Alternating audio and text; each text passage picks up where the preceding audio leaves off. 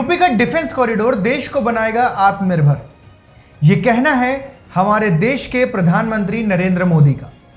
Defence corridor की कल्पना आज की नहीं बल्कि सन 2018 की है, जब देश के बजट में डिफेंस कॉरिडोर के बनने का जिक्र आया था। एक नहीं 2 डिफेंस कॉरिडोर बनाए जाने थे, पहला यूपी में और दूसरा दक्षिण भारत में, चेन्नई से बैंगलोर तक। 2018 में ही जब यूपी सरकार ने यूपी इन्वेस्टर समिट का आयोजन किया तो प्रधानमंत्री मोदी ने इसका उद्घाटन करने के बाद यूपी के डिफेंस कॉरिडोर बनाए जाने की घोषणा कर दी। चूंकि उनका मानना था कि मेक इन इंडिया के सपने को साकार करने में डिफेंस कॉरिडोर का बड़ा रोल हो सकता है और यह देश को आत्मनिर्भरता की ओर ले जाने में सहायक सिद्ध होगा। प्रधानमंत्री मोदी की सोच से इत्तेफाक रखते हुए यूपी के मुख्यमंत्री योगी आदित्यनाथ भी ऐसा ही सोचते हैं। वो मानते हैं कि डिफेंस कॉरिडोर रक्षा उत्पादनों में देश को आत्मनिर्भर बनाएगा। ये एक ग्रीनफील्ड परियोजना है जो न केवल डिफेंस और एरोस्पेस के लिए बल्कि इस क्षेत्र में स्थापित रक्षा क्षेत्र से संबंध न रखने वाली एमएसएमई इकाइयों व स्टार्टअप के लिए भी लाभकारी साबित होगी। अगर संक्षेप में कहा जाए तो इसमें 3 क्षेत्रों में फोकस किया गया है, जिसका लक्ष्य इंडियन डिफेंस मार्केट को डेवलप करना है। पहला है मेक इन इंडिया, दूसरा है आत्मनिर्भरता और तीसरा फोकस नए रोजगार बनाने पर है।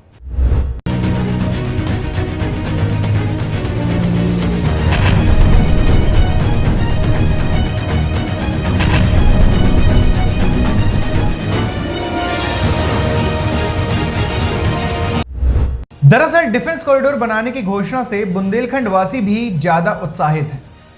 सरकार कह रही है कि बुंदेलखंड को ज्यादा तवज्जो दी गई है क्योंकि जो इसका ड्राफ्ट पेश किया गया था उसके अनुसार इसका लगभग 60% हिस्सा झांसी को और लगभग 15% हिस्सा चित्रकूट को दिया गया है। यानी कुल परियोजना का 3/4 हिस्सा बुंदेलखंड में और बाकी के 1/4 में कानपुर, लखनऊ, आगरा और अलीगढ़ शामिल है। हमारी बातों से आपको भी बखूबी समझ आ रहा होगा कि डिफेंस कॉरिडोर आखिर कहां बन रहा है। अब आते हैं कि यह है क्या। तो बिल्कुल सीधी सी बात है, इसका पूरा नाम डिफेंस इंडस्ट्रियल कॉरिडोर है, यानी डिफेंस सेक्टर की इंडस्ट्रीज का हब।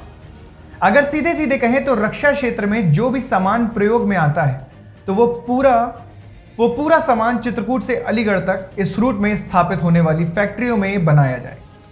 कुल मिलाकर रक्षा और एरोस्पेस क्षेत्र में विदेशी निर्भरता को कम करने का प्रयास कर रही है भारत सरकार। देश में बनेगा तो देश का पैसा देश में रहेगा, देशवासियों को रोजगार मिलेगा तो देशवासी इसके जरिए खुशहाल भी होंगे।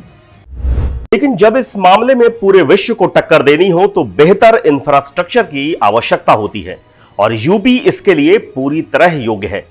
आइए आपको बताते हैं कि क्यों इसके लिए यूपी को चुना गया। इस नक्शे को देखकर आपको समझ आ जाएगा कि डिफेंस कॉरिडोर में जब फैक्ट्रियां स्थापित होंगी तो उसमें कच्चा माल लाने से लेकर तैयार माल को देश के अंदर व देश से बाहर विभिन्न स्थानों की ओर भेजने में रेल, रोड और एयर नेटवर्क का काफी बड़ा रोल होगा। सरकार ने पैरेलली इस बात की ओर भी ध्यान दिया है कि बेहतर इंफ्रास्ट्रक्चर भी तैयार हो ताकि यह क्षेत्र जल्दी से ग्रो कर सके।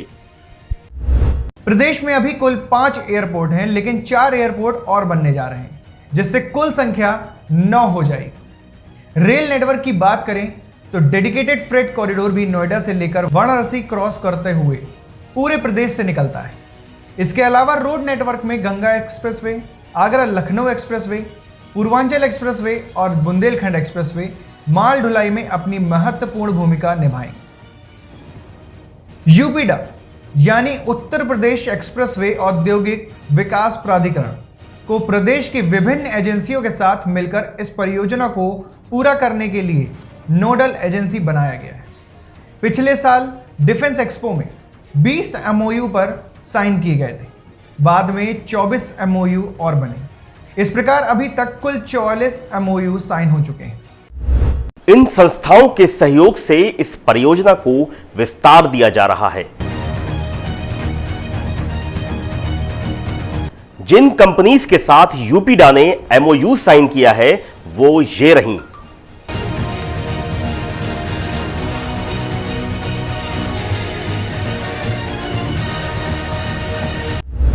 अगर पिछले कुछ समय के घटनाक्रमों की बात करें तो जल्द ही डिफेंस कॉरिडोर के लखनऊ नोड में ब्रह्मोस एयरोस्पेस नेक्स्ट जनरेशन की मिसाइलें बनाई जाएंगी। इस पर इसी माह के अंत तक काम शुरू होने वाला है। अगले 3 सालों में ब्रह्मोस की 100 मिसाइलों के उत्पादन की योजना है। हालांकि अभी तक देश में केवल नागपुर और हैदराबाद में ही इन मिसाइलों का निर्माण हो रहा है। इसके उत्पादन के लिए लगभग 200 एकड़ जमीन की आवश्यकता होगी और इसमें लगभग 300 करोड़ रुपए का इन्वेस्टमेंट होगा।